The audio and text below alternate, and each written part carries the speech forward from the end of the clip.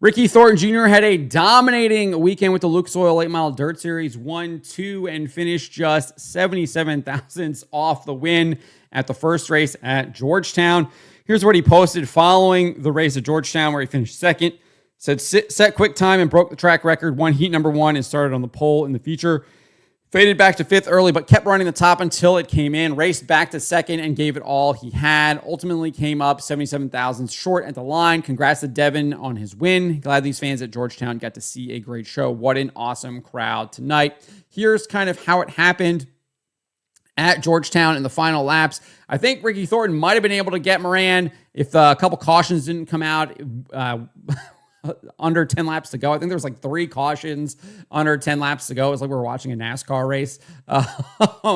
But Ricky had kind of run down Moran with those cautions, held him, didn't allow him to get around him, but he did really almost get him at the end here. Another caution came out with 3 to go, and then they had that final restart, and you can kind of see here what happens. I think Ricky actually gets him if he doesn't make a mistake here with 2 to go through turns 3 and 4 right here. You can see he kind of really sends it in, really closes the gap there, gets right to his bumper, and then he goes a little bit up and over the cushion there. He tries to correct it with the diamond off the corner, but you can see Moran really gapped him right there, 3-4 car lengths. But he just gets a good run here in 1 and 2, is able to keep his speed, really closes the gap here on the backstretch. And you'll see he really hits his marks there through 3 and 4. And Moran takes that outside, and Ricky has to go to the bottom, and he's like 77 thousandths behind. I mean, I wonder if Moran doesn't even take that outside, if Ricky Thornton's able to like get past him there. But really, really good race there towards the end. I think Moran said in his post-race interview that he had damaged the car, and he was really just kind of nursing it towards the end. But he was able to get that win, and he needed that win because he would struggle the next night here at Hagerstown, where he finished 11th, I believe. Ricky Thornton ended up taking home the win. You can see this is what he posted after the race, saying, "Dad finally got those kids back to victory lane last night at Hagerstown. Our Kohler Motorsports Longhorn chassis was really sporty last night. Thanks to Zach, Skylar, and Nick for working so hard. Lot of hours lately." And you can see there's the photo of his 2 children in victory lane. And here's how this all went down. He makes the pass on Garrett Alberson, who I think led 31 laps up to this point. And then Ricky Thornton would make a move to the inside of him right here, coming out of turn 2. Gets a really good run. Garrett Alberson slips up just a little bit right there. Gets by on the door going into 3 and kind of pulls off a nice gentle slider there coming out of 4. Alberson tries the crossover, but Ricky Thornton just powers by him on the top side there down the front stretch, and he would not look back and would take home the win. And as I said, Moran would finish in 11th, clearly losing that points lead that he had acquired after winning at Georgetown. And Ricky Thornton would extend his lead at Port Royal with another win. This is what he posted last night. Picked up one more win for the road. Heck of a weekend for our Kohler team. Just so proud of everyone involved. Thanks to all the great fans who came by the merch trailer this weekend. Means the world to our family. We are heading back to the shop to maintenance and load our spare parts trailer for an extremely busy month of May. And then here's what happened at Port Royal. 26 laps to go. Jonathan Davenport seemed to be in good control of this race.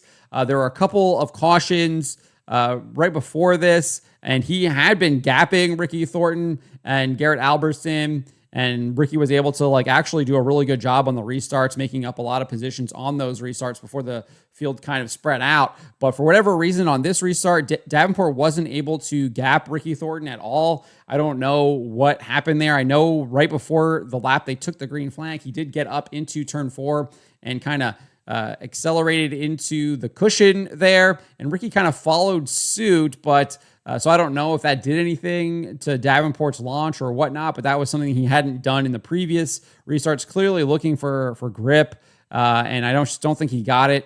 But you can see here, really good restart by Ricky. He stays right on Davenport's bumper right there and is kind of at his door going through turns 1 and 2 there.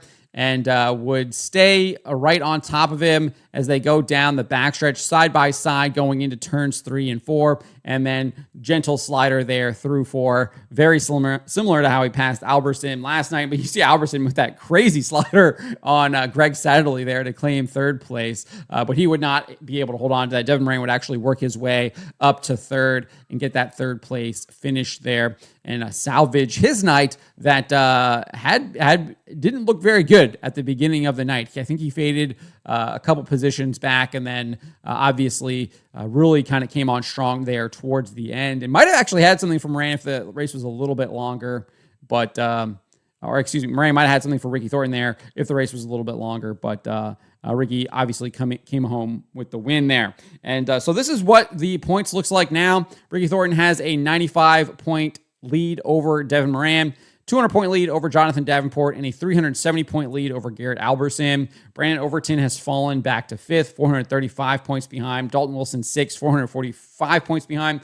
Hudson O'Neal, 495 points behind in 7th. Tyler Erb sits in 8th, Brandon Shepard in 9th, and Carson Ferguson in 10th.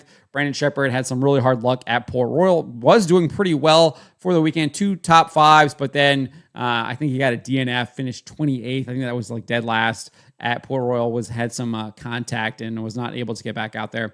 Carson Ferguson there in 10th place. So that top 4 definitely looks a little bit different now. Heading in, both Ricky Thornton and Devin Moran were tied for the lead before this run of 3 races. Davenport was 55 points behind, so he definitely lost some ground there as well. And then Albertson was actually 300 points behind. He's now 370 points behind, but he has now moved up into that 4th position. He leapfrogged both Brandon Overton and Dalton Wilson.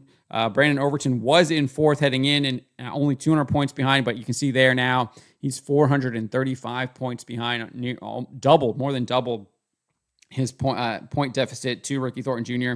And Dalton Wilson was 265 points behind, and now he's 445 points behind. So he definitely lost a bunch of ground there as well. So definitely a new look to your top 4 with Garrett Albertson jumping over both Brandon Overton and Dalton Wilson. So really, really good stuff there this weekend. Some great racing. Great race between Ricky and Devin for sure at Georgetown. I think people will view that one as the more memorable race given the way they finished, and Ricky Thornton's kind of trying to track down Moran. That was definitely, I think, the more exciting of the 3 races. But definitely Ricky Thornton Jr. is almost perfect for the weekend. Almost brought out the broom, 77 thousandths of a second. And it just shows you that if you want to beat Ricky Thornton Jr., you have to be perfect in order to beat him, because he is going to be near perfect almost every single